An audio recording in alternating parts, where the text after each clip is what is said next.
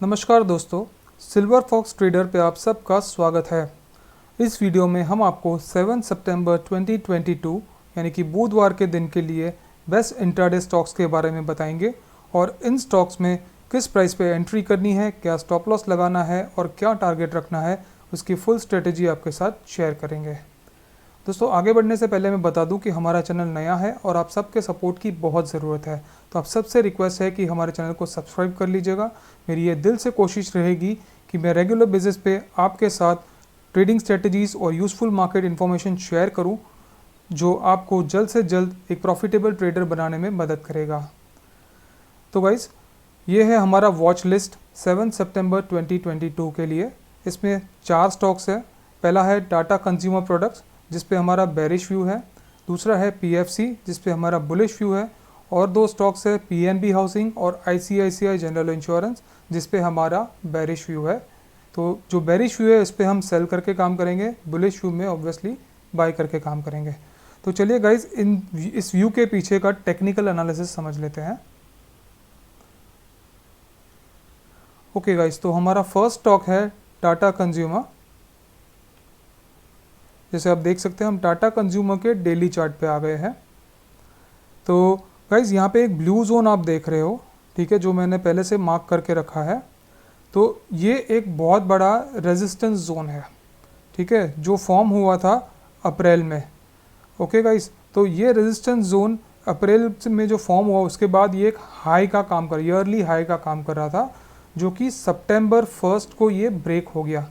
यहाँ आप देख सकते हो ये लेवल ब्रेक हो गया और फिर मार्केट इसी के आसपास घूम रहा था, ठीक है। ब्रेक होने के बाद ज़्यादातर क्या होता है कि कंसोलिडेशन के बाद मार्केट वापस से और ऊपर जाता है। लेकिन ये स्टॉक में क्या हुआ फ्रेंड्स, ये स्टॉक में मार्केट नीचे आ गया। आज का दिन अगर आप देखो तो ये जो रेजिस्टेंस जोन था उसके नीचे टाटा कंज्यूमर क्लोज हुआ है।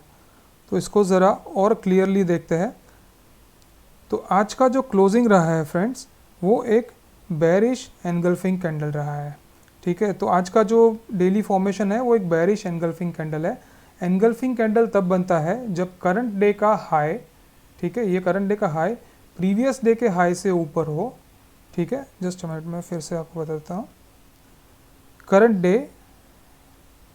डे यानी ये वाले दिन का हाई प्रीवियस डे के हाई से ऊपर हो और करंट डे का लो प्रीवियस डे के लो से नीचे हो, तब बनता है एक परफेक्ट एनगल्फिंग कैंडल। तो जैसे कि हम देख सकते हैं गाइस, आज के दिन में एक परफेक्ट एनगल्फिंग कैंडल बना है। और जो हमने रेजिस्टेंस जोन की बात की, वो रेजिस्टेंस जोन ब्रेक हुआ, ठीक है। और यहाँ पे हम देख सकते हैं कि ये एक तरीके से फेक आउट मूव कंसिडर कर सकते हैं, या तो एक बुल ट्रैप कंसिडर कर सकते हैं इसको, इस चीज़ को, ठीक है। तो इसी के चलते हम एक्सपेक्ट कर रहे हैं कि ये टाटा कंज्यूमर में आने वाले दिनों में गिरावट देखने मिल सकती है और हमारा व्यू सेल का रहेगा, ठीक है गाइस। सेकंड स्टॉक की तरफ हम चलते हैं, जो कि है पीएफसी। यस फ्रेंड्स, तो पीएफसी में हमारा व्यू बाय का है। यहाँ पे भी मैंने एक पहले से एक ब्लू कलर का जोन मार्क करके रखा है, जो कि एक रेजिस्टेंस था, ठीक है।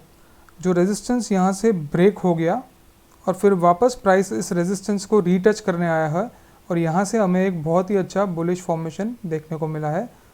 ये फॉर्मेशन भी वापस से एक एनगल्फिंग बार फॉर्मेशन है गाइस, ठीक है।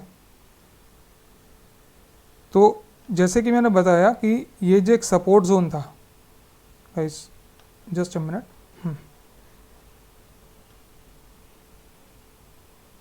ये एक सपोर्ट जोन था जो अराउंड 3 जून के आसपास, सॉरी रेजिस्टेंस जोन था जो कि 3 जून के अराउंड क्रिएट हुआ था। उसके बाद मार्केट ने ये उसे 27 जुलाई के आसपास ब्रेक कर दिया यहाँ पे, ठीक है। तो हम जानते हैं टेक्निकल एनालिसिस में कि जब भी रेजिस्टेंस ब्रेक होता है तो आने वाले दिनों में सपोर्ट का काम करता है। तो यहाँ पे बिल्कुल ये सेम फिनोमिना देखने मिला। तो आज यहाँ पे प्राइस वापस ये जोन रिटच करने आया है और बहुत ही शानदार बाउंस यहाँ से मिला है। और ये बाउंस के चलते एक अच्छा सा एनगल्फिंग कैंडल भी हमें मिला है, ठीक है गाइस। ये एनगल्फिंग कैंडल क्या होता है मैंने टाटा कंज्यूमर के स्टॉक में आपको समझा दिया था। दूसरा स्पेशलिटी यहाँ पे ये है कि ये engulfing candle 50 period moving average, ये जो रेड कलर की लाइन आप देख रहे हो वो 50 पीरियड मूविंग एवरेज है। तो उसी के सपोर्ट में ये एनगल्फिंग कैंडल बना है। तो ये दो फैक्टर्स, एक तो रेजिस्टेंट टर्न सपोर्ट प्लस एक एनगल्फिंग कैंडल, ठीक है, तो इसी के चलते हम एक्सपेक्ट कर रहे हैं कि इसमें हमें बाइंग पोजीशन बनानी चाहिए 7 सितंबर को। चलिए गाइस अगले स्टॉक की तरफ बढ़ते हैं। अगला स्टॉक है हमारा पीएनबी हाउसिंग। पीएनबी हाउसिंग में ये जोन पे आप फोकस कीजिए गाइस। इसमें भी सेम लॉजिक है, रेजिस्टेंस ब्रेक हुआ, उसके बाद प्राइस सस्टेन नहीं किया और एक बहुत ही clear text book style evening star formation मिला है गाइस। ये जो 3 कैंडल है इसे इवनिंग स्टार फॉर्मेशन कहते हैं और इवनिंग स्टार फॉर्मेशन एक बेरिश फॉर्मेशन है, ठीक है। तो और यहाँ पे हम कह सकते हैं कि बुल ट्रैप हो गया है, एक तरीके से फिक आउट हो गया है। तो सेम बेस यहाँ पे भी हम एक्सपेक्ट कर रहे हैं कि कल के दिन में प्राइस यहाँ से नीचे गिर सकता है, तो इसलिए हमारा व्यू इस पे सेल का रहेगा। अभी हमारा 4th स्टॉक है जो कि आखिरी स्टॉक है, वो है ICICI जनरल इंश्योरेंस GI, जिसे कहते हैं ICICI GI। ओके गाइस, यहाँ पे सारा फोकस ये ट्रेंड लाइन पे रखो गाइस, ये ट्रेंड लाइन जो हमने ड्रॉ की है, ठीक है। तो हम क्या देख रहे हैं, आज के दिन में ये ट्रेंड लाइन बहुत अच्छी तरीके से बहुत क्लियर वे में ब्रेक हो गई है, ठीक है। इस पर भी हमारा सेल व्यू है। ये ट्रेंड लाइन ब्रेक तो हुई है गाइस, लेकिन साथ में हमको हमारा फेवरेट पैटर्न जो कि है एनगल्फिंग पैटर्न भी यहाँ पे मिला है, ठीक है। ये एक एनगल्फिंग पैटर्न भी हमको यहाँ पे मिला है। तो ये हमारे लिए 2 फैक्टर्स हो गए, ट्रेंड लाइन ब्रेक, ठीक है, एनगल्फिंग पैटर्न, और एक तीसरा फैक्टर भी है गाइस। ये जो एनगल्फिंग पैटर्न बना है वो ये जो रेड लाइन है 50 पीरियड मूविंग एवरेज उसके नीचे बना है। तो इन 3 फैक्टर्स का बहुत स्ट्रॉन्ग कन्फ्लुएंस होने के कारण हमने इस पे सेल कॉल जनरेट किया है। तो हम एंटिसिपेट कर रहे हैं कि कल के दिन में ये प्राइस, इस शेयर का प्राइस नीचे जाएगा। तो गाइज ये हो गए हमारे 4 स्टॉक्स और इस पे हमारा व्यू। अभी इस व्यू को कैसे ट्रेड करना है इसके बारे में, इसके लिए मैं आपको एक बहुत ही सिंपल स्ट्रेटेजी बताऊंगा गाइज, बहुत ही सिंपल स्ट्रेटेजी।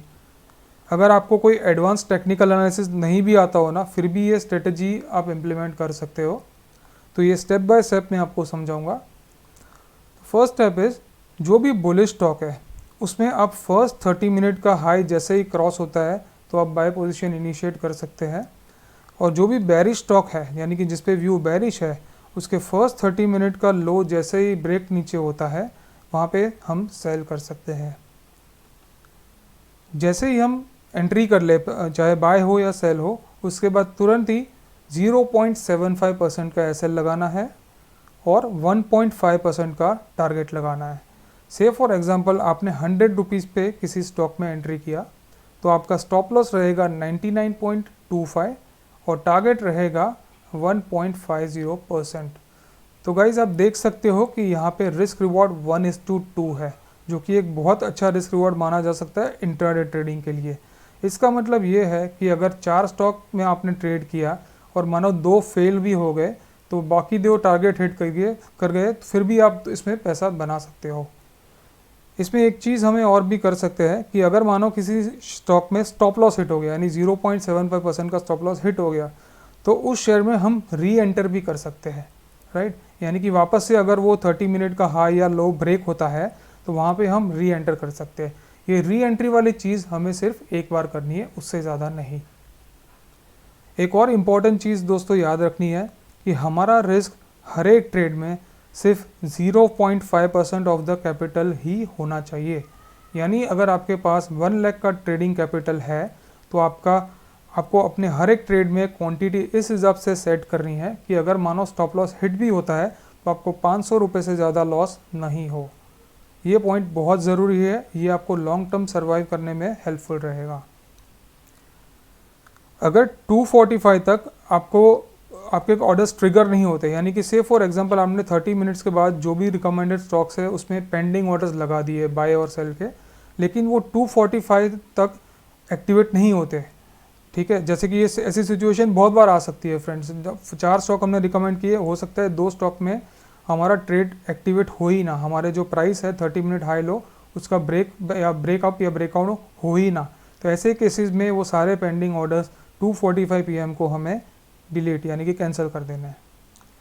और फाइनल स्टेप हमारा ये है कि सपोज़ मान लो कि आपने पोजीशन ओपन कर ली और 3:15 बजे अगर उसमें ना तो स्टॉप लॉस हिट हुआ ना ही टारगेट हिट हुआ, तो आपको 3:15 बजे शार्प सारी पोजीशंस क्लोज कर देनी है और उसमें जो भी छोटा सा प्रॉफिट या लॉस मिले वो आपको लेके निकल जाना है। सो दैट्स इट गाइज, ये था हमारा वॉच लिस्ट 7 सितंबर के लिए इंट्राडे स्टॉक्स। उस पर हमें किस तरीके से ट्रेड करना है इसकी हमने सिंपल स्ट्रेटेजी भी आपको बता दी है। तो उम्मीद करते हैं कि बुधवार का दिन आपके लिए ट्रेडिंग के लिए अच्छा रहे। बहुत जल्द मिलते हैं अगले वीडियो में। धन्यवाद।